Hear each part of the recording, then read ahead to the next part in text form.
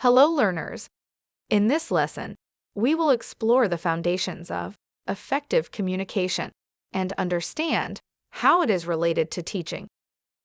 We all know that communication is a vital part of our lives, and it is essential to be aware of the behaviors that help us understand and be understood by others. Moving forward, let's understand how can you make any communication effective.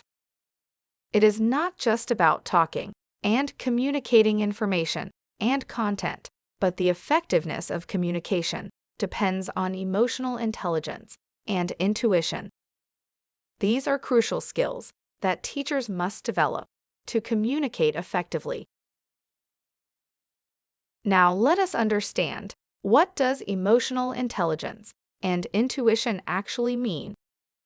Emotional intelligence is the ability to understand one's emotions, differentiate them, and use this information to guide thinking and action. As a teacher, developing self-awareness and tuning into your students' emotions and needs is vital in creating an environment that is conducive to learning. Next, let's understand intuition. It involves letting your instincts guide you. It is the ability to read the room and choose how to respond to situations as they present themselves. Developing an awareness of emotional intelligence and intuition will help form the foundation of masterful and effective communication. Always remember that effective communication is a process that requires practice and not just natural talent that some individuals possess. To become an engaging teacher, you must evolve into a skillful communicator. Now, let's look at some practical communication strategies that you can apply in the classroom for presentations to parents and administrators and for online teaching. The first strategy we will be looking at is quality of your voice. As a teacher, you need to avoid using a monotone cadence. You should also add lively expressions and appropriate volume. Let us understand this better with an example. Imagine you're discussing a particularly dry topic in class, such as grammar rules. To engage your students and make the topic more interesting, you should vary the pitch and tone of your voice. You might need to raise your voice to emphasize a particularly important point, or lower it to create a sense of seriousness. Additionally, adding inflection and animation to your voice will make your delivery more engaging. This will help your students to retain the information better. The next strategy is language awareness. Having language awareness is very important. You should use language that is interesting and understandable with a strong and varied vocabulary.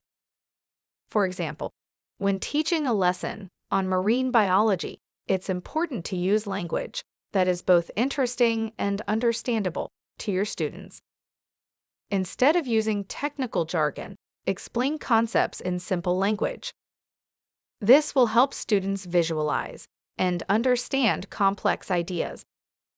Additionally, be sure to vary your vocabulary and use descriptive adjectives to create a more engaging experience. Let's understand the third strategy, which is body language. This includes facial expressions and hand gestures, which will help people decode your messages. For instance, you can use your hands to show the size of an object or to demonstrate how two objects interact with each other. With respect to facial expressions, if you frown while explaining something, your students may perceive that you are unhappy or upset, which can affect their engagement and learning. The fourth strategy is repetition. You should vary your vocabulary and avoid crutch words. For example, you can say, "Let me repeat this point once more," so that it sinks in. Also, don't rely on the same old phrases or crutch words. Mix it up and keep your language fresh and engaging. The fifth strategy focuses on incorporating visuals. You can select some interesting and thought-provoking images to accompany your lessons and presentations.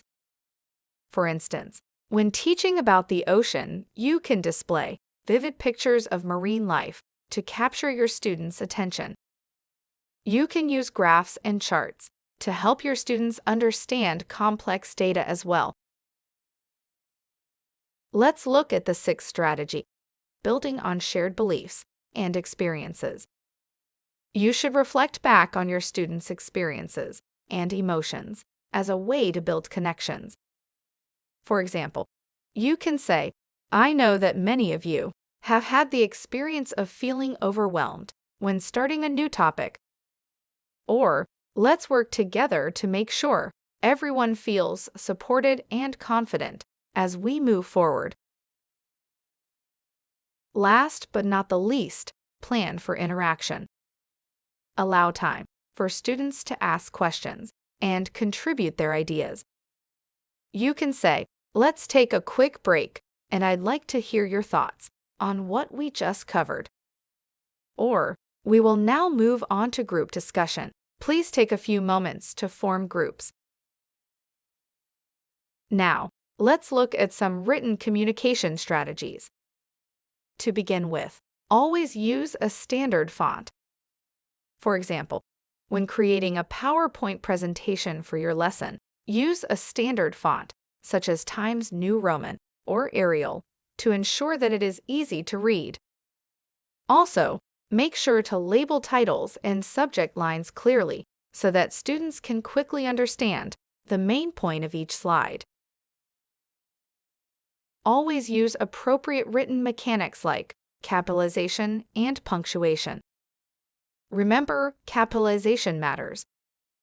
Always capitalize the first letter of a sentence and proper nouns like names, places, and titles. You should always get to the point quickly and break up large blocks of text. Finally, proofread before sending to avoid mistakes. When it comes to online communication, there are some additional considerations. First is, use video to make communication more effective. Second, provide pre-class tasks for students to present. And third, develop a participation system to ensure interaction between students during sessions.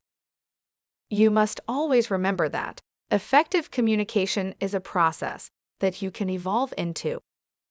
Keep these strategies in mind, and you'll be well on your way to becoming an effective communicator in the classroom.